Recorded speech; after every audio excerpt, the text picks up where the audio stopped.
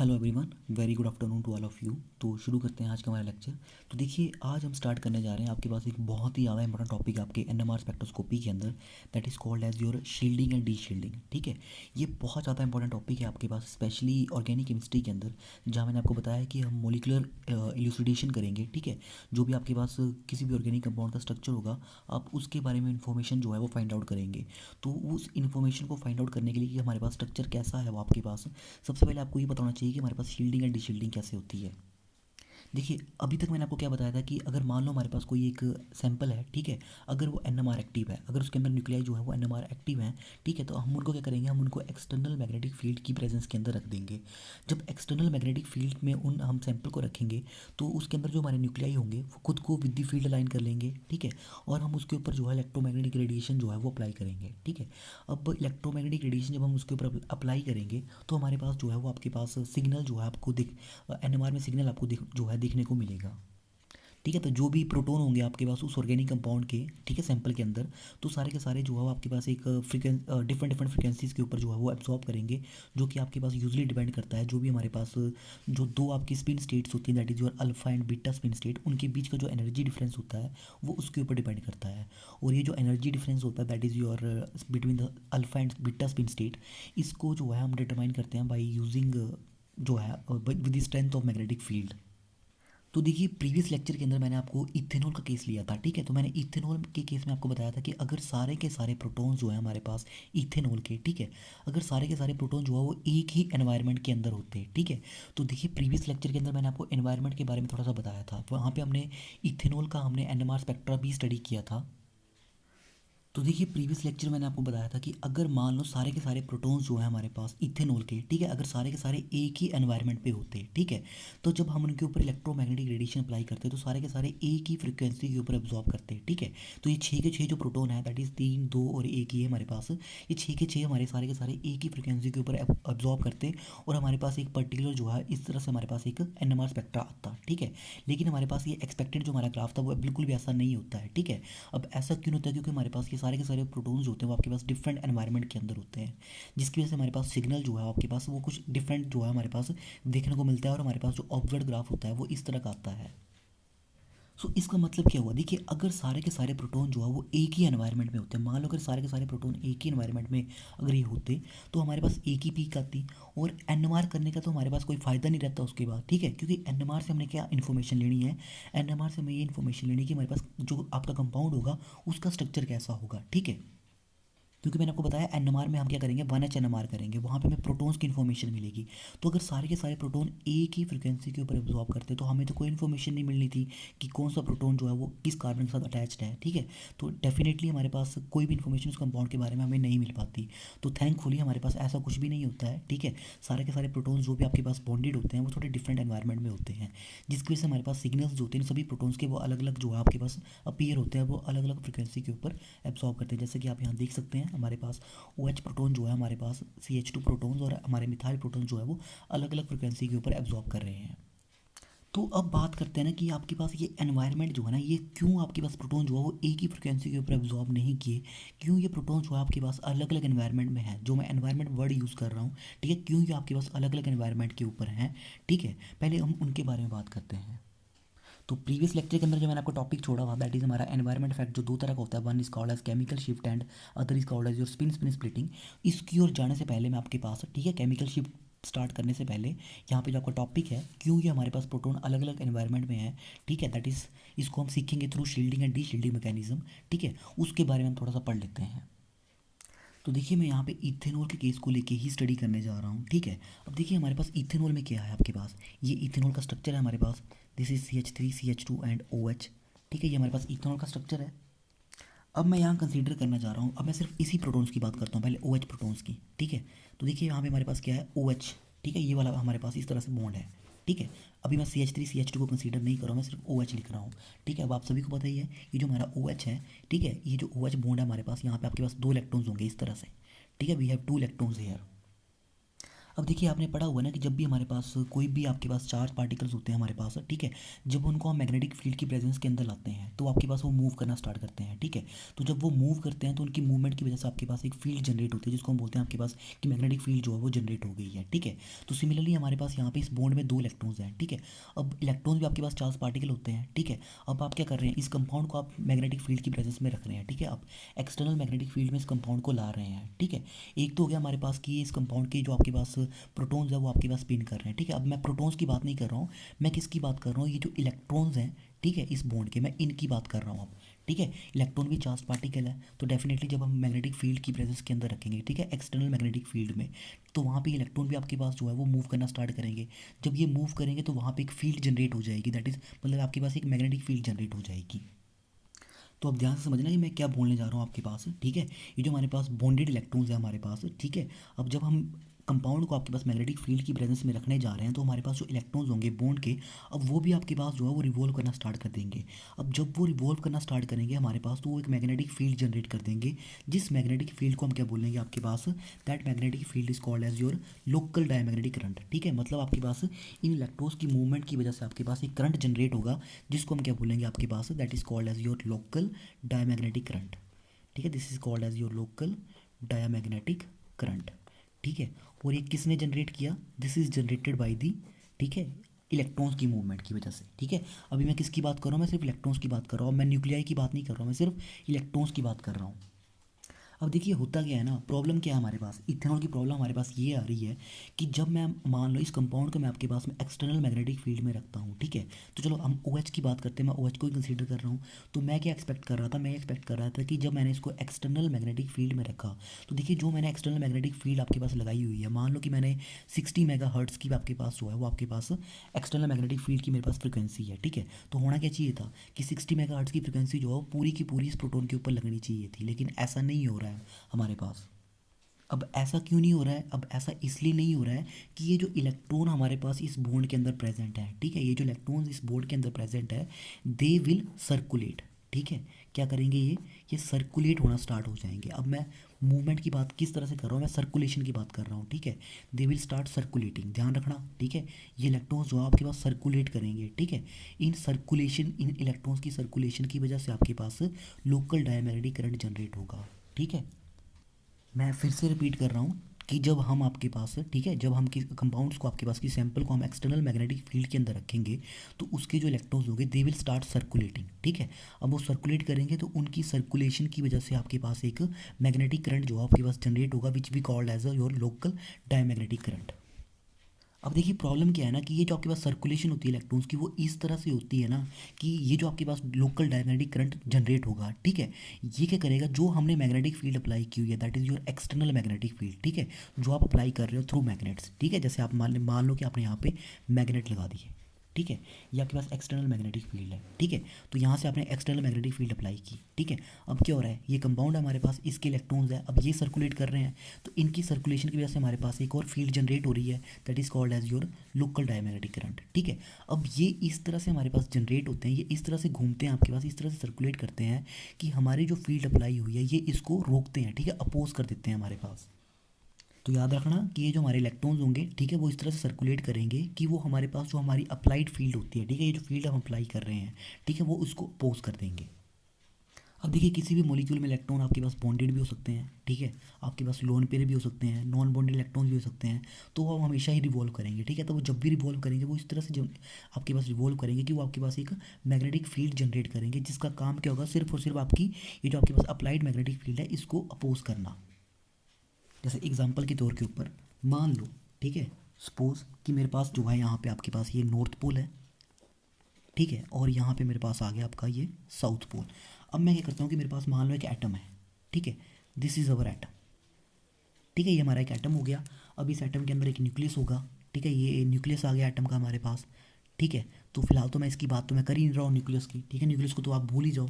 हम किसकी बात कर रहे हैं, हम इलेक्ट्रॉन्स की बात कर रहे हैं। तो सपोज कि मेरे पास यहाँ पे एक इलेक्ट्रॉन है, ठीक है, दिस इज इलेक्ट्रॉन।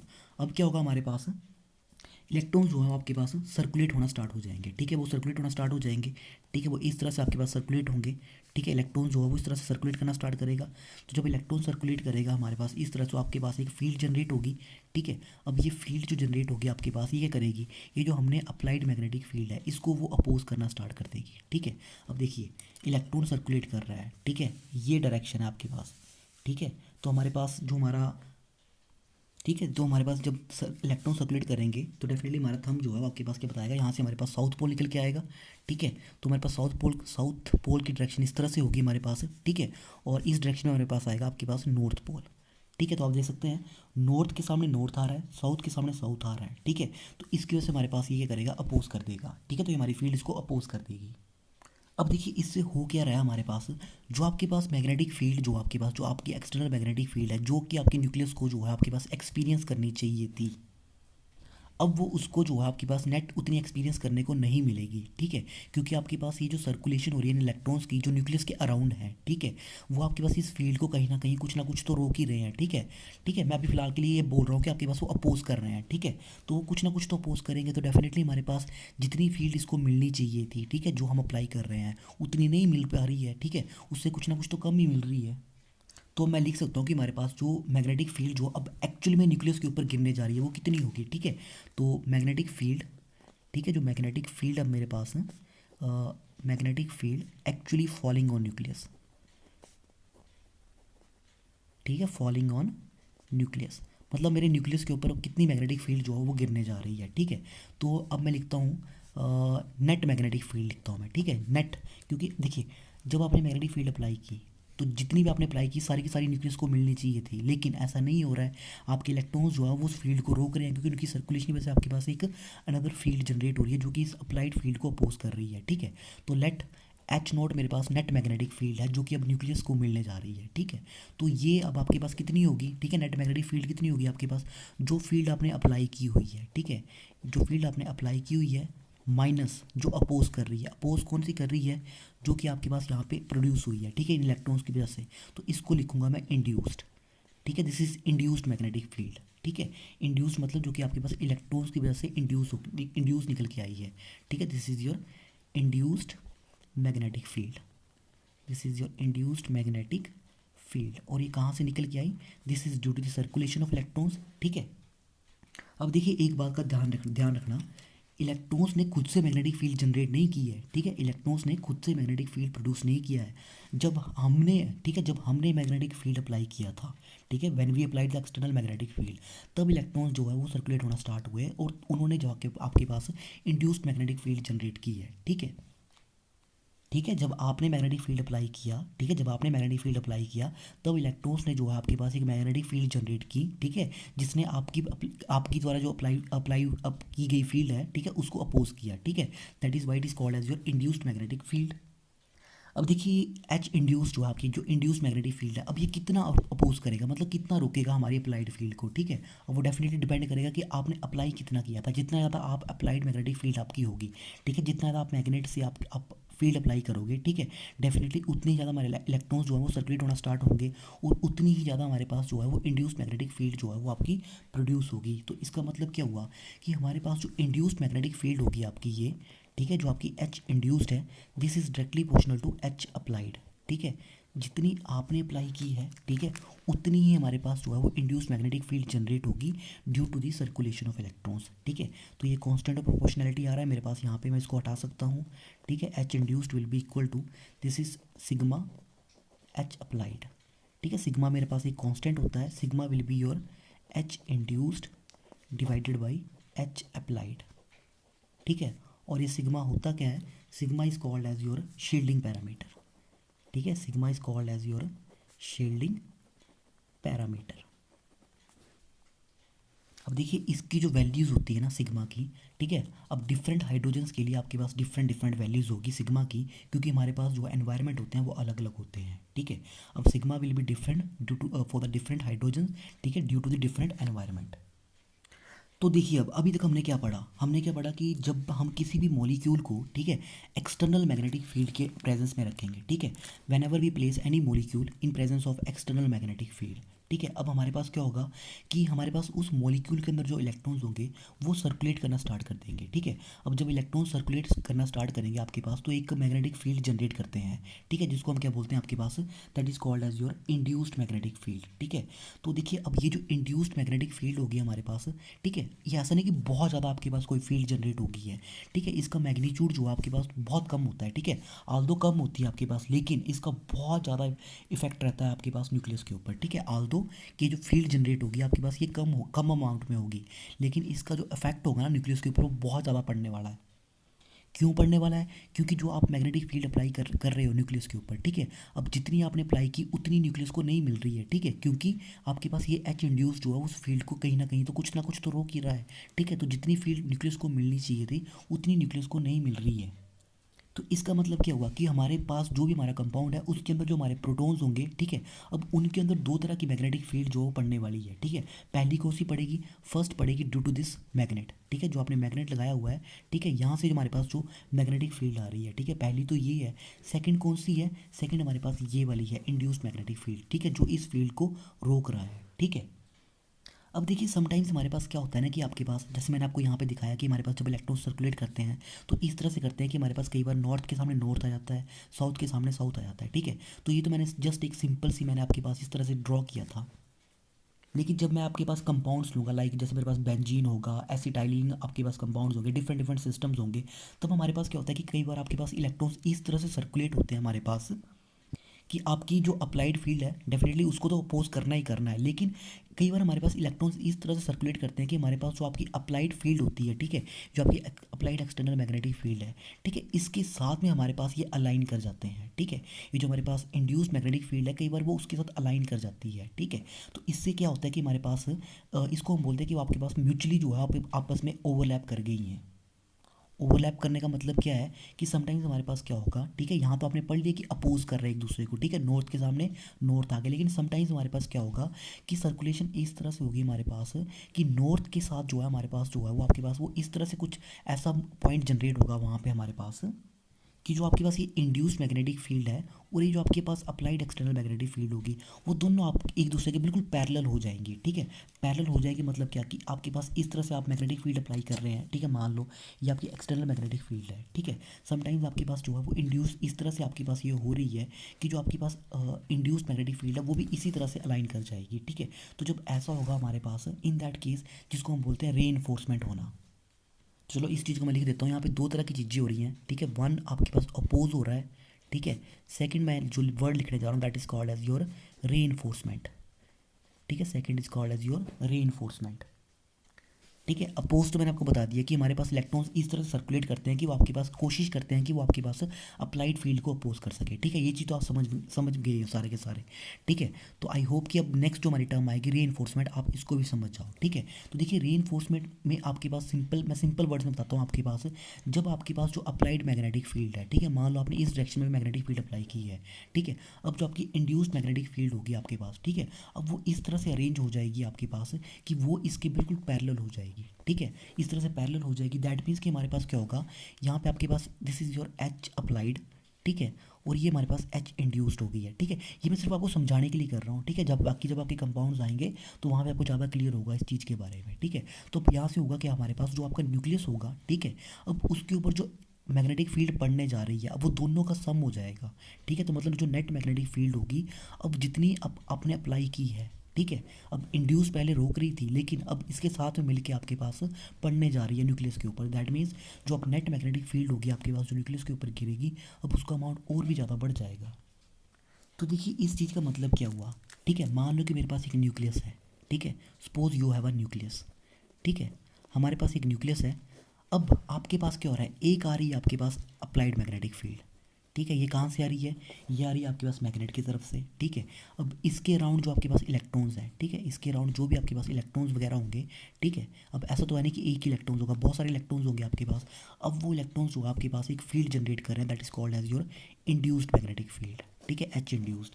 अब ये इंड्यूस्ड मैग्नेटिक फील्ड या तो आपकी अप्लाइड मैग्नेटिक फील्ड को रोकेगी, ठीक है, अगर रोकेगी तो इसका मतलब क्या हुआ, जो नेट मैग्नेटिक फील्ड, ठीक है, क्योंकि यहाँ से पढ़नी है ना आपके पास, ठीक है, जो न्यूक्लियस के ऊपर गिरनी है, ठीक है, अब वो उसका अमाउंट जो है हमारे पास कम हो जाएगा, ठीक है।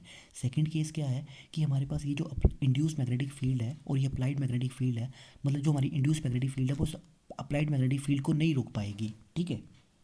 सेकंड पॉसिबिलिटी है कि ये इसको नहीं रोक पाएगी और खुद को इसके साथ अलाइन कर लेगी, ठीक है। जब खुद को इसके साथ अलाइन कर लेगी इस तरह से, तो हमारी जो नेट मैग्नेटिक फील्ड जो आपके पास न्यूक्लियस के ऊपर गिरने जा रही है, अब उसका अमाउंट बढ़ जाएगा।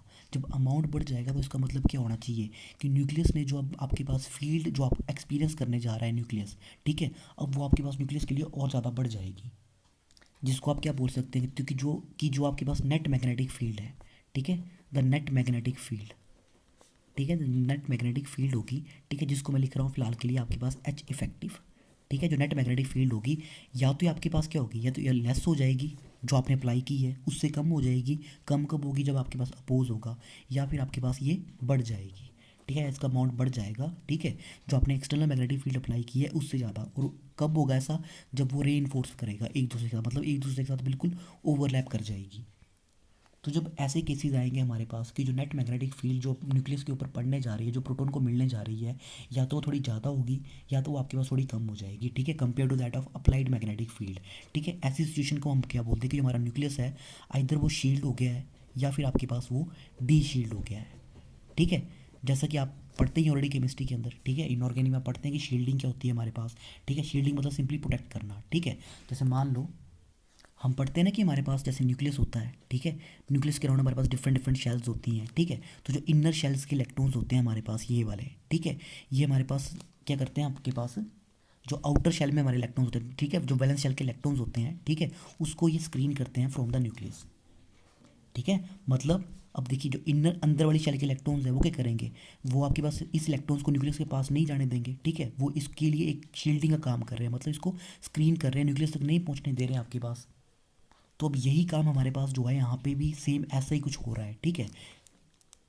यहाँ पे क्या हो रहा है कि आप मैग्नेटिक फील्ड अप्लाई कर रहे हैं, ठीक है, आप मैग्नेटिक फील्ड अप्लाई कर रहे हैं, मान लो यहाँ पे मेरे पास न्यूक्लियस है, ठीक है। अब अगर तो मेरे पास यहाँ पे कोई इलेक्ट्रॉन ना हो तो जितनी आपने मैग्नेटिक फील्ड अप्लाई की है सारी की सारी न्यूक्लियस के ऊपर गिर जाती, लेकिन ऐसा नहीं होता है, ठीक है।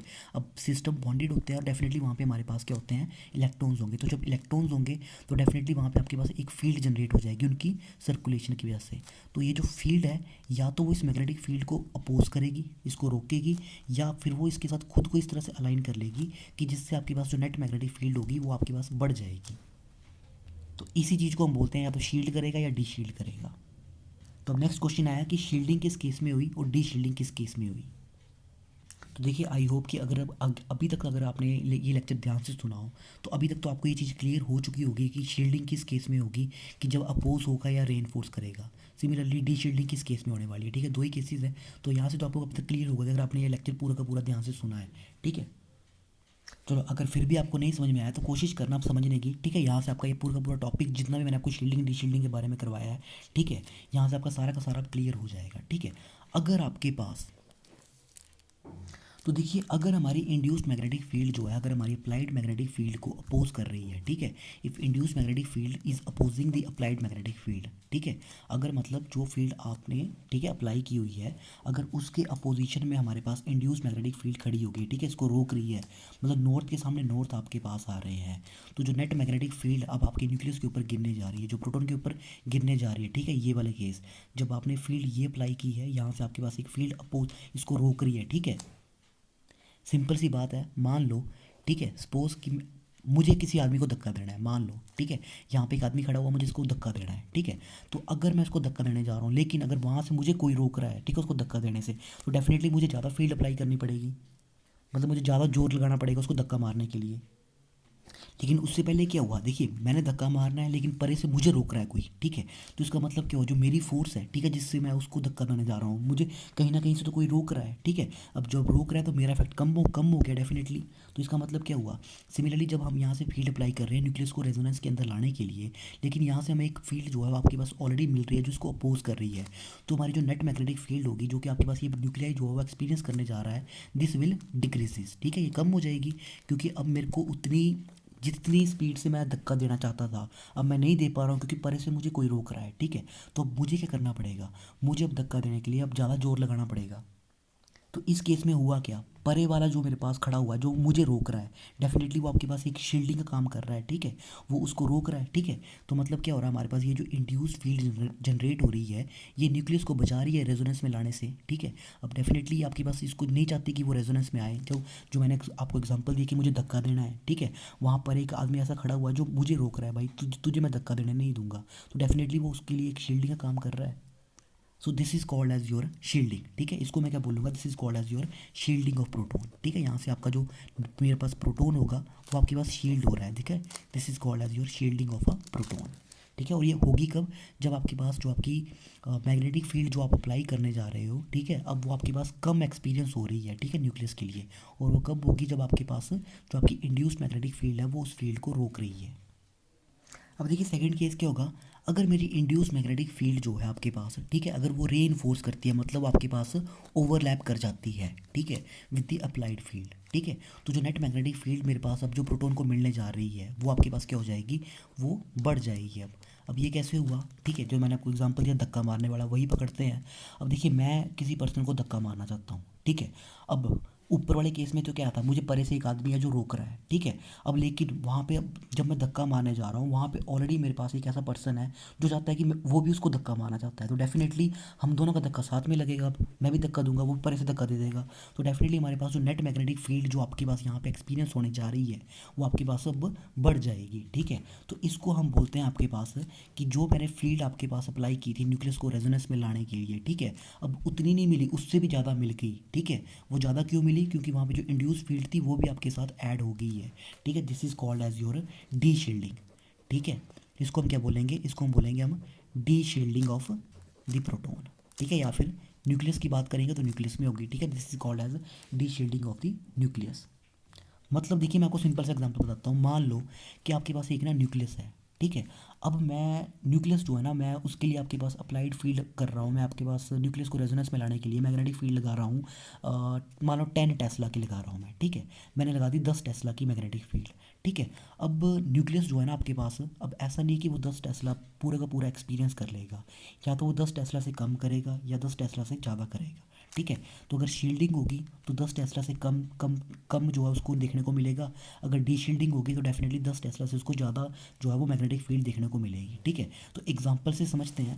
मान लो आई एम अप्लाइंग 10 टेस्ला, ठीक है, मैंने 10 टेस्ला की मैग्नेटिक फील्ड अप्लाई की, ठीक है।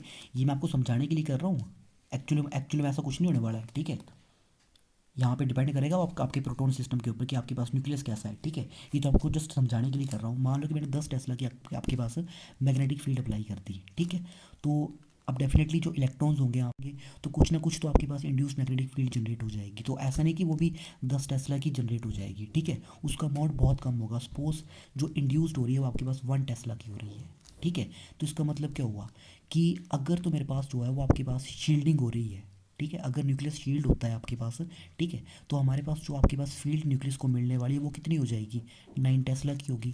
अगर डी शील्डिंग होती है तो ये दोनों ऐड हो जाएंगे आपस में, टोटल कितनी हो जाएगी, 11 टेस्ला।